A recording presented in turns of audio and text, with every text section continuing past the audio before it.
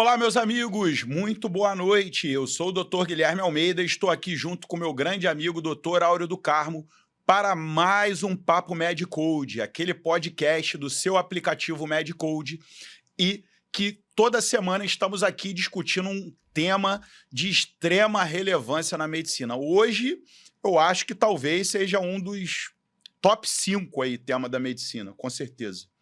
Hoje a gente vai falar um pouquinho sobre pneumonia e, no caso mais específico, da pneumonia adquirida na comunidade, a chamada PAC, ou pneumonia comunitária. Tudo bem, Áureo? Boa noite. O que você acha do tema de hoje? Boa noite, meu amigo. Tema muito bem escolhido, né? Um tema que é muito comum e principalmente entre os idosos, né? Por exemplo, quando a gente fala de Alzheimer, né? A gente sempre tem o Alzheimer na cabeça, relacionando isso a uma doença do idoso. O paciente portador de doença de Alzheimer ele vai morrer de pneumonia, na maioria das vezes, né? Uma pneumonia diferente dessa que a gente está falando, com características semelhantes, mas geralmente por broncoaspiração e tal, mas é a pneumonia. Então é um tema muito importante, uma infecção muito comum, né, e uma causa de morte muito comum entre os brasileiros, né? E é uma causa super importante também, não só para o paciente internado, né, geralmente em enfermaria, até CTI, lógico, né, pneumonia pode ir, né, mas como também para os pacientes ambulatoriais, de menor gravidade e para emergência, por que não, né? Muitos pacientes com pneumonia, eles vão ter a sua porta de entrada na própria emergência. Não necessariamente vão marcar uma consulta e vão aparecer com o diagnóstico de pneumonia, né? Então, assim, a pneumonia, com certeza, é um dos temas quentes na medicina, não só pela sua frequência, mas também pelo seu potencial de representar gravidade e até mortalidade, né? Confesso para você, Áureo, que dentro do ambiente hospitalar, ao longo da minha carreira, a maioria dos óbitos que eu vi foram de pneumonia, cara. Mas é uma infecção muito comum, né? E principalmente agora a gente tem visto, o mundo está envelhecendo, né? Então a gente tem visto, por exemplo, mais insuficiência cardíaca. Então a insuficiência cardíaca deixa o pulmão molhado, vamos dizer assim. E aí favorece a pneumonia. Então, realmente, é um tema muito... que tende a ser muito mais comum até do que hoje, né? Com certeza. Eu queria dividir com vocês, primeiro, os tipos de pneumonia, né? Primeiro, eu queria diferenciar pneumonite de pneumonia. Isso é muito importante. Porque, assim, pneumonite é uma inflamação qualquer intersticial, certo? E a pneumonia, classicamente, é uma inflamação intraalveolar, né? Pus dentro do alvéolo, digamos assim. Não que você não possa ter um pouco das duas, né? E já vi alguns casos, né? Mistos, né? Então, por exemplo, infecções virais, elas costumam dar mais pneumonite. Então, a gente pega aí o caso do Covid, por exemplo, dá muita lesão intersticial, aquele infiltrado em vidro fosco, etc. Mas nada impede que um paciente com uma infecção viral, como o Covid, desenvolva de forma secundária uma pneumonia bacteriana. Você deve ter visto muito isso durante a pandemia. Comum, muito comum.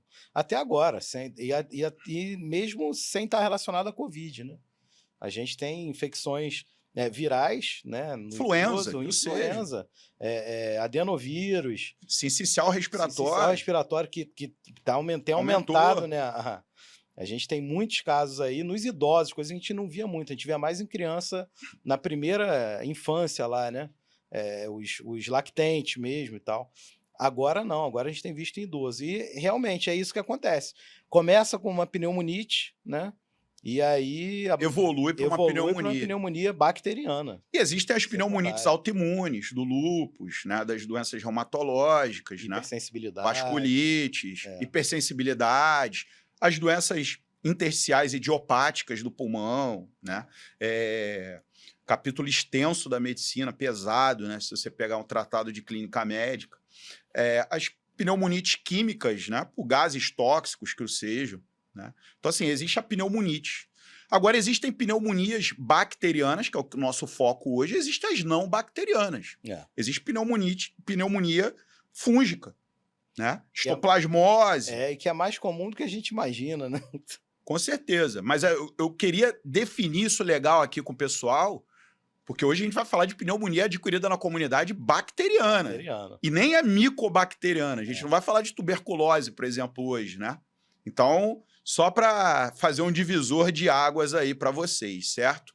Então, Áureo, queria te perguntar um pouquinho sobre a semiologia. Como é que é um paciente com pneumonia que chega aí para você, por exemplo? Em geral, o paciente tem queixa muito comum de tosse, de diminuição assim, ele refere um cansaço, diminuição de tolerância ao esforço físico, né? Um cansaço desproporcional ao esforço, né? Ele se sente mais cansado fazendo o mesmo esforço que ele fazia. Agudamente. Agudamente, né? Em dias ou poucas semanas, né? Poucas, né? 1, 2 semanas, em dias, né? Em geral, Febre. Em dias. Febre que pode acontecer ou não. Ou não, né? Mas no idoso, às vezes, faz pneumonia sem febre. Sem febre. Agora, a tosse e o cansaço, né, entre aspas, que a gente interpreta às vezes como dispneia, como taquipneia, é mais comum. E a expectoração, às vezes, amarelada, ferruginosa, esverdeada, né? Podendo ser seca também, dependendo do agente, né? E da condição do paciente. Às vezes o paciente também não... E aí, quando você vai fazer a ausculta, ele tem lá os estertores, né? Pulmonares e etc, né? E isso é uma coisa importante, né? A gente vê cada vez menos o esteto no peito do paciente e o paciente sendo submetido a tomografias e exames complementares. Então, por exemplo, dentro de um CTI, o paciente não vai te referir nada. Eu na minha prática diária, eu já faço isso. Eu valorizo mais o esteto e a história do que qualquer exame. Com certeza. Né? E isso eu já vi muito na emergência, né? De você pedir, às vezes, um raio-x ou uma tomografia. Tomografia não, que tem uma resolução melhor, então dá para ver melhor. Mas um raio-x, sobretudo em pacientes obesos, né? Mulheres que têm a mama ali que faz um artefato, de não ser vista a pneumonia, né? Com raio-x. Mesmo fazendo as duas incidências, você às vezes não consegue ver. Eu tenho uma sequência muito simples, né, para avaliar um paciente por anamnese com pneumonia. Falta de ar, dispneia. Piora os esforços? Piora os esforços. Início é agudo, de dias? Sim, o início é agudo. Ela pode ser contínua ou pode estar progressiva, piorando ao longo dos dias, dos poucos dias. Tem tosse? Geralmente tem tosse. É seca ou é produtiva? Pode ser seco, pode ser produtivo. Se for produtivo, escarro amarelado, esverdeado, ferruginoso, tem raia de sangue, é um hemopitóico, tem febre. Se tem isso, cara, acabou, não você vai auscultar o pulmão e vai ver lá que vai localizar a pneumonia. Né? E às vezes você vai ver uma complicação, às vezes o paciente tem derrame pleural associado. Aí tudo bem, você vai pedir um hemograma, pode ter uma leucocitose com desvio, bastonemia, pode pedir uma radiografia. Por que não? Não, sem dúvida. Para localizar a lesão, confirmar o seu diagnóstico. Faz parte da sua propedêutica. Até porque a radiografia, por vezes, pode sugerir a etiologia, né? Que nem sempre, a gente não busca, né, o agente etiológico no atendimento inicial. Né? Com certeza. Em paciente ambulatorial, você não vai fazer cultura, descarro, não tem nada disso. Você vai tratar, você vai fazer um tratamento empírico com base na história e da epidemiologia, os agentes que você quer cobrir. E já aproveitando, quais são os agentes mais frequentes numa pneumonia adquirida na comunidade? O principal é o pneumococcus. Streptococcus pneumoniae. Moraxella catarrhalis, hemófilos e influenza. Muito comuns no DPOC, pessoas com mau estado, dentes, né, de mau estado de conservação. Né? O Staphylo aureus pode acontecer também. Pode, geralmente é muito mais grave, né? Da comunidade, esqueci da Klebsiella junto com a Moraxella e o hemófilos, né? Os atípicos, ditos atípicos, micoplasma, que dá geralmente tosse seca, dá geralmente aquela lesão intersticial, dá um quadro mais arrastado, por isso que é atípico, né? Geralmente um quadro oligosintomático. Clamídia pneumoniae, por que não? E os especiais aí que eu não vou ficar falando, mas, pô, Clamídia piscitácea, para quem lida com ave. Coxiella burnetii, para quem faz parto de vaca e etc. Né? Então, esses são os principais agentes aí da pneumonia comunitária. Né?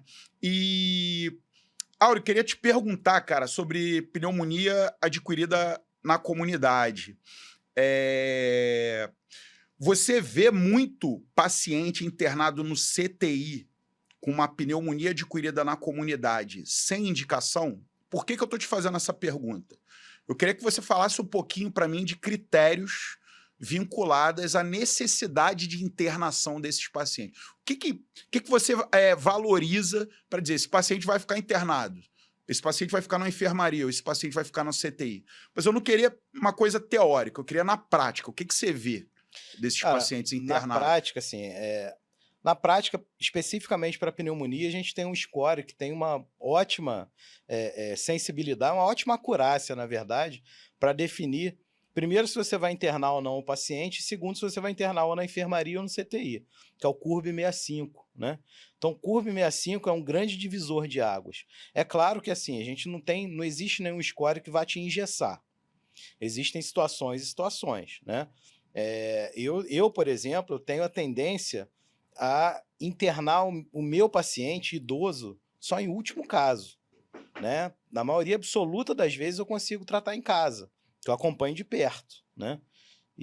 Mas o CURB-65 define isso. O CURB-65 é nível de consciência, C, U, ureia, isso. R, respiração, né? Ataque pneia, frequência respiratória. B, blood pressure, né? Que é a pressão arterial.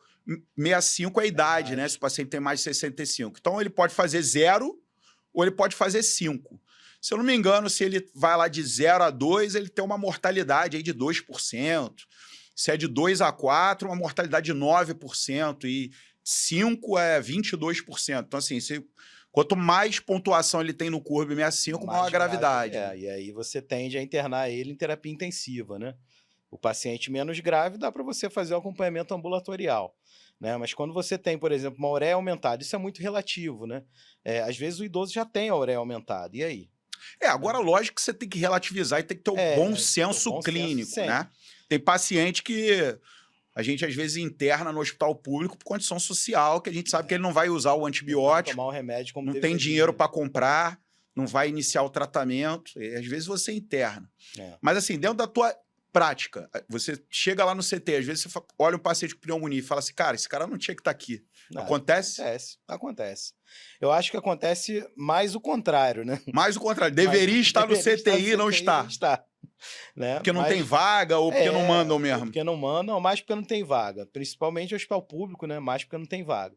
Mas realmente acontece de internarem um idoso no CTI sem indicação. E aí você arruma outro problema, né? Interna um idoso num ambiente fechado, totalmente hostil, onde o sono dele não vai estar bom, então... E hospital particular, às vezes, acontece muito isso, né? Dependendo do hospital particular. Por quê? Porque sabe que o paciente no CTI ele vai ter vigilância médica. E, às vezes, o paciente numa enfermaria de hospital particular...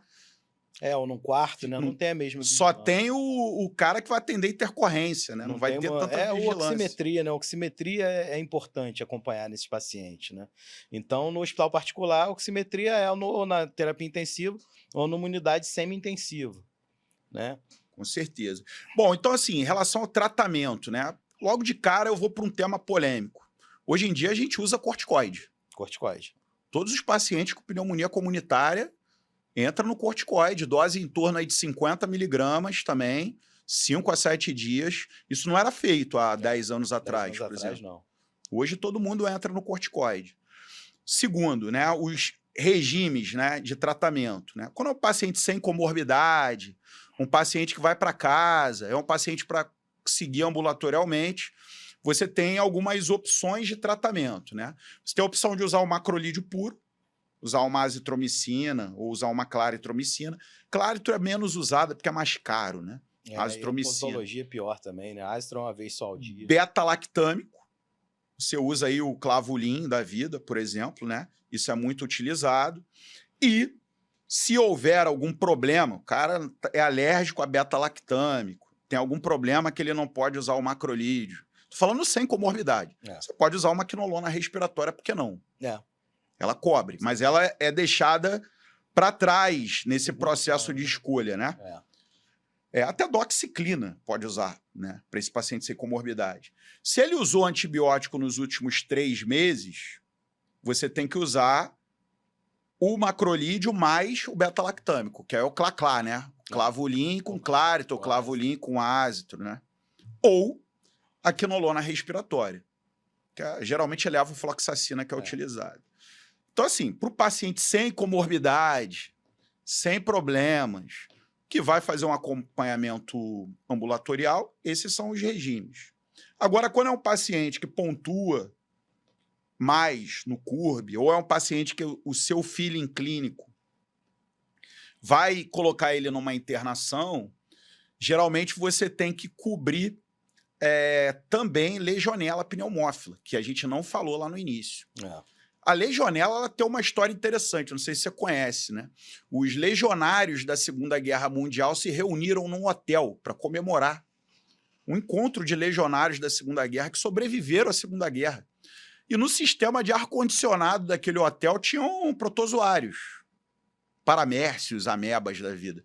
E a legionela ela é um parasita intracelular obrigatório, né? É uma bactéria intracelular obrigatória. Ela fica nos sistemas de ar vivendo nesses protozoários. Então, por aspiração, por inalação de partículas de água, você adquire a legionelose. E os legionários foram contaminados.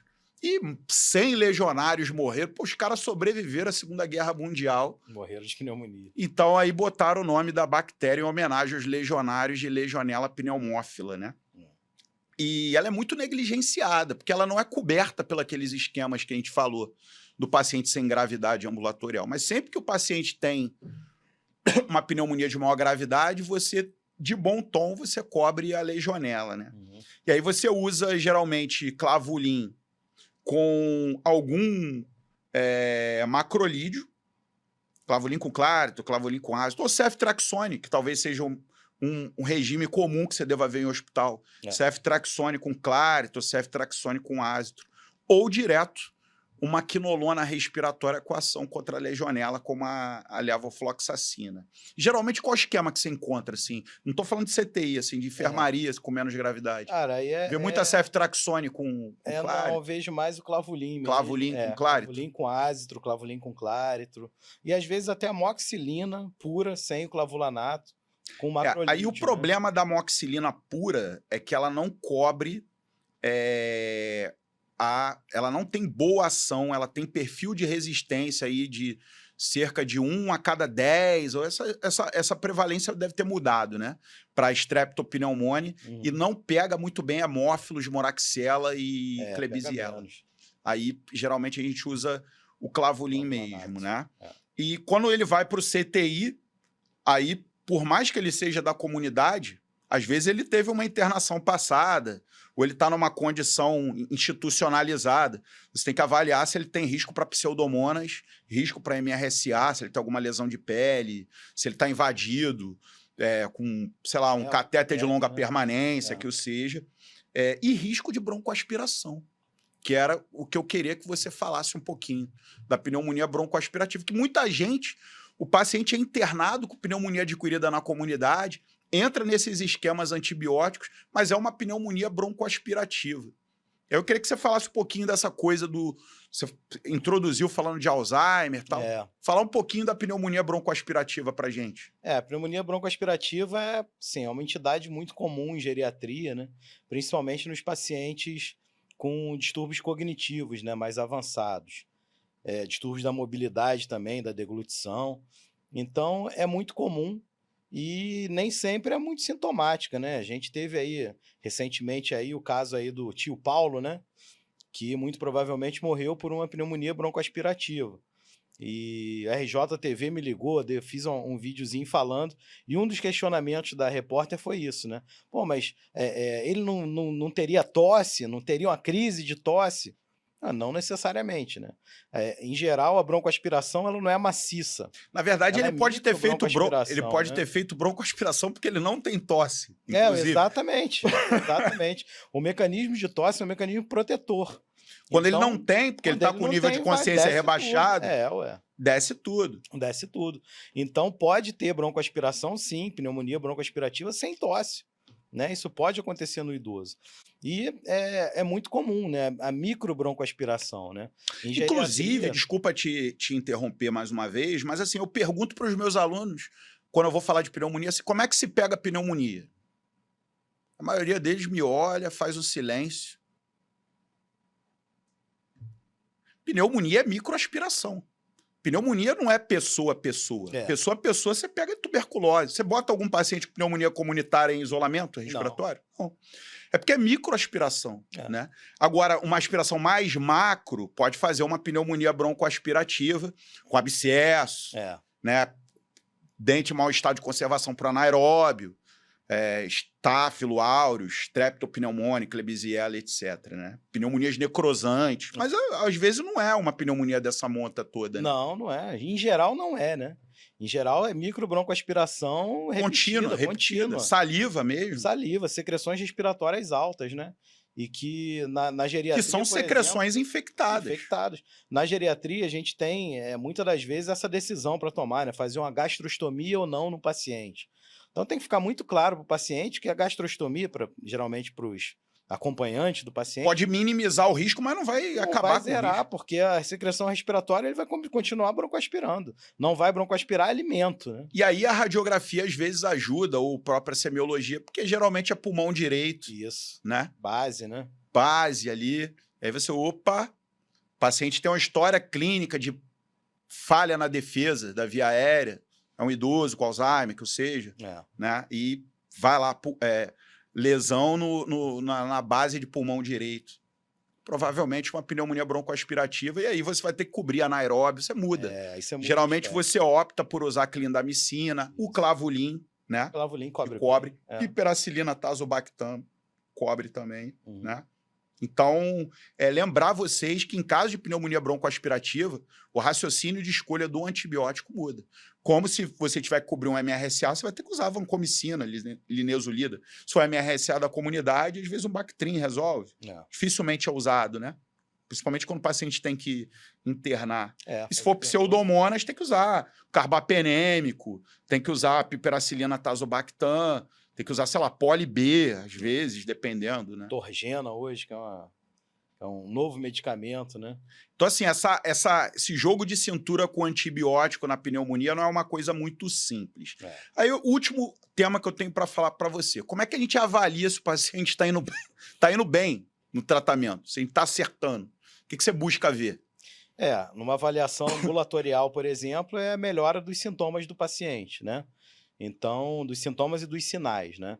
Então, objetivamente, nos primeiros dias, tem que melhorar, tem que diminuir a frequência da tosse, né? A expectoração vai continuar, mas a frequência da tosse, em geral, reduz, né? A dispneia do paciente também, em geral, logo nos primeiros dias já reduz, né? Febre, tem que sumir em 72 horas. Então, essa avaliação crítica nas primeiras 48, 72 horas. E se ele não melhora? Se ele não melhora, você tem que pensar em algumas coisas. Ou a minha cobertura antimicrobiana está errada, ou não é pneumonia, é outra coisa. Não é pneumonia. Entendeu? Ou tem resistência bacteriana que eu não estou sabendo. Aí eu tenho uma história para te contar, cara. Uma conhecida, jovem, uma mulher jovem, foi numa emergência pela primeira vez com todos esses sintomas que você está descrevendo. Pneumonia. E deram lá clavulin para ela, com Claritin. Foi embora para casa. 3 dias depois, continuou mal. Voltou. Isso aí deve ser resistência, não sei o quê. Meteram uma levo para ela. Trocou para levo. Vai para casa.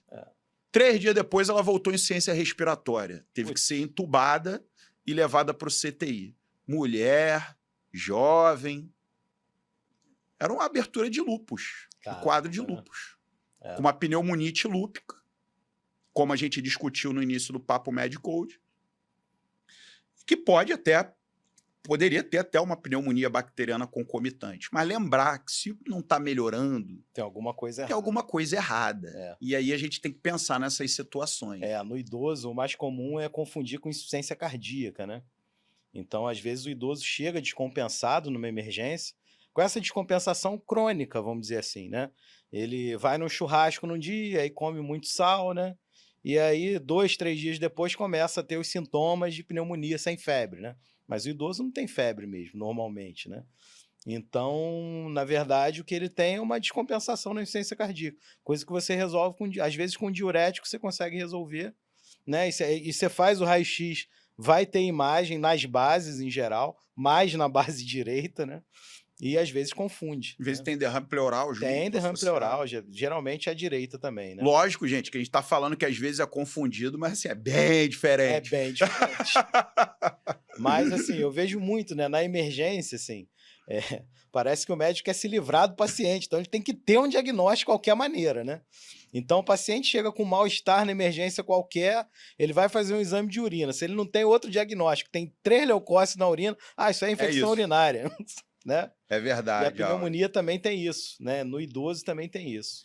Beleza, meu amigo. Acho que a gente discutiu bem aí pneumonia comunitária, é um tópico super quente aí no aplicativo Medcode. Baixa lá, dá uma olhada no elemento pneumonia, que eu tenho certeza que vocês vão gostar. Quer dar as últimas palavras, amigo? Lembrar que para pneumonia também tem vacina, né? Não para pneumonia, mas para o pneumococcus, né? Pneumo então, 23. Pneumo 23, que é indicado em alguns casos específicos, né? Doentes crônicos, idosos, imunossuprimidos, insuficiência cardíaca crônica. Então, isso é muito importante e é uma vacina que não é tão difundida assim, né? Cada 5 anos. Cada 5 anos é feito.